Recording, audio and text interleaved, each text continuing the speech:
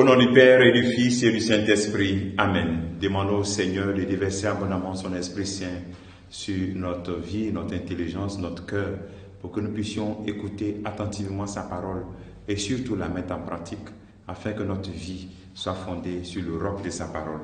Nous sommes aujourd'hui dimanche 12 septembre, et 24e dimanche du temps ordinaire. La parole de Dieu est extraite de l'évangile de Marc, chapitre 8, versets 27 à 35. En ce temps-là, Jésus s'en alla, ainsi que ses disciples, vers les villages situés aux environs de Césarée de Philippe. Chemin faisant, il interrogeait ses disciples au dire des gens, « Qui suis-je » Ils lui répondirent, « Jean le Baptiste, pour d'autres Élie, pour d'autres un des prophètes. » Et il les interrogeait, « Et vous, que dites-vous? Pour vous, qui suis-je » Pierre, prenant la parole, lui dit, « Tu es le Christ. » Alors, il défendit vivement de parler de lui à personne. Il commença à leur enseigner qu'il fallait que le Fils de l'homme souffre beaucoup, qu'il soit rejeté par les anciens, les grands prêtres et les scribes, et qu'il soit tué, et que le troisième jour, il ressuscite. Jésus disait cette parole ouvertement. Pierre, le prenant à part, se mit à lui faire de vifs reproches. Mais Jésus se retourna, et voyant ses disciples, il interpella vivement Pierre. « Passe derrière moi, Satan. Tes pensées ne sont pas celles de Dieu, mais celles des hommes. » Appelant la foule avec ses disciples, il leur dit, « Si quelqu'un veut marcher à ma suite, qu'il renonce à lui-même, qu'il prenne sa croix et qu'il me suive, car celui qui veut sauver sa vie la perdra. Mais celui qui perd sa vie à cause de moi et de l'Évangile la sauvera. » Acclamons la parole de Dieu. Louange à toi, Seigneur Jésus. Bien-aimé dans le Christ, il est totalement vrai que quand ce jour, chacun de nous doit se poser cette question fondamentale. Pour nous, qui est Jésus?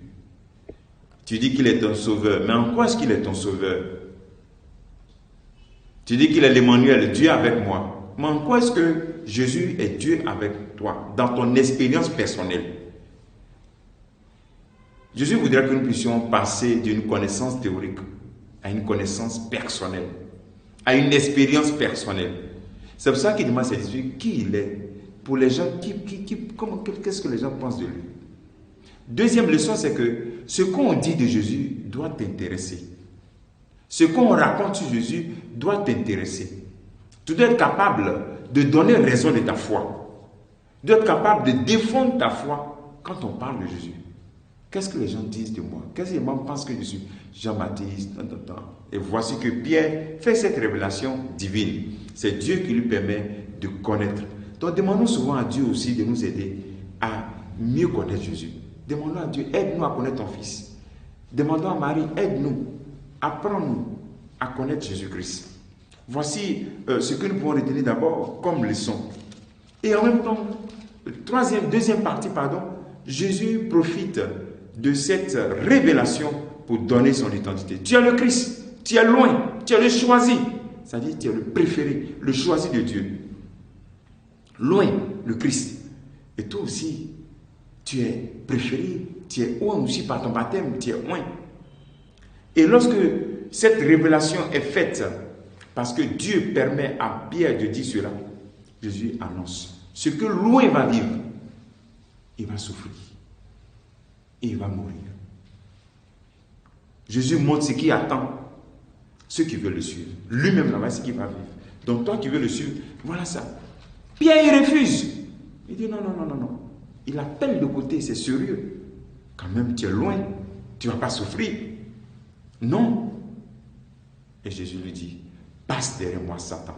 Regardez un peu comment Pierre est traité de Satan par Jésus. Pourquoi? Parce qu'il veut marcher devant Jésus. Il veut changer le plan de Dieu.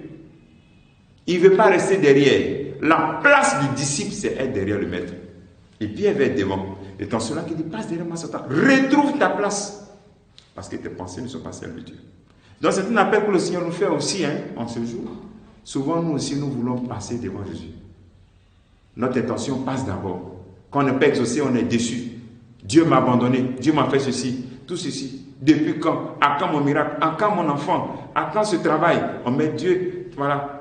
On met d'abord ce que nous voulons. On met ce que nous pensons devant Jésus-Christ. On devient des disciples. On est derrière. Et on s'abandonne. Les douleurs, les difficultés vont finir par une résurrection. Comment nous assumons les humiliations, souffrant du Christ. Comment nous assumons l'échec. D'autres même à cause de l'échec veulent se suicider. Ils pensent que leur vie n'a plus de sens. Le Christ qui meurt sur la croix, c'est un signe d'échec. Jésus meurt, c'est l'échec qui est là. Mais il ressuscite. Pour dire que l'échec, n'a pas le dernier mot, ni la mort. Donc, il peut y avoir des échecs. Tu as entrepris quelque chose, ça a échoué. Une fois, deux fois, ça a échoué. Ce n'est pas la fin. C'est la résurrection devant. Toi, mets-toi derrière Jésus seulement. Et puis, suis-le. Abandonne-toi et recommence. Et tu vas connaître cette belle espérance de la résurrection.